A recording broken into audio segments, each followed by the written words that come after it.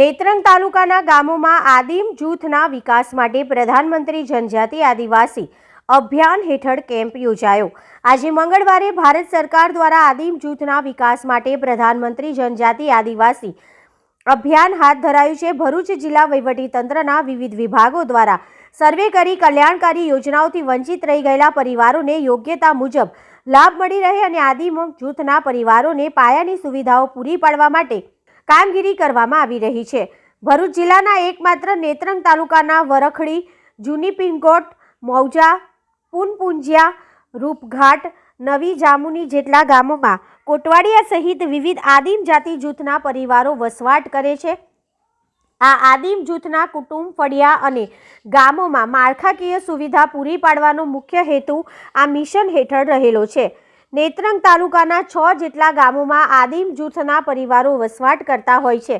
યોજના પ્રમાણે જુદા જુદા વિભાગો દ્વારા વહીવટીતંત્રના માર્ગદર્શન હેઠળ ટીમો સર્વેની કામગીરી કરી રહી છે। તેની સમાંતર નેત્રંગ તાલુકાના વરખડી, જૂની પિંગોટ, મૌજા, પુનપુંજિયા, રૂપઘાટ, નવી જામુની ગામોમાં કેમ્પનું આયોજન કરાયું છે, જેમાં આદિમ જૂથના તમામ પરિવારોને સરકારશ્રીની વિવિધ જનકલ્યાણકારી યોજનાથી સંપૂર્ણ લાભાન્વિત કરી 100% સેન્ચુરીની દિશામાં નક્કર કાર્ય કરવા માટે વડાપ્રધાન શ્રી નરેન્દ્રભાઈ મોદી દ્વારા પીએમ જનમન અભિયાન હાથ ધરવામાં આવ્યું છે। હાલમાં જિલ્લા વહીવટીતંત્ર દ્વારા ચાલી રહેલ કામગીરીમાં ગામના નાગરિકો પણ ભાગીદારી નોંધાવી રહ્યા છે, જેમાં ખાસ કરીને વીજળી, પાણી, રસ્તા, શિક્ષણ, આરોગ્ય અને સરકાર શ્રી પીએમ ગરીબ કલ્યાણ અન્ન યોજના, કિસાન સન્માન નિધિ, વનધન યોજના, આધાર કાર્ડ, ચૂંટણી કાર્ડ, રેશન કાર્ડ, બેંક મિત્ર, માતૃવંદના, આયુષ્માન કાર્ડ, પીએમ વિશ્વકર્મા યોજના, સુકન્યા સમૃદ્ધિ યોજના,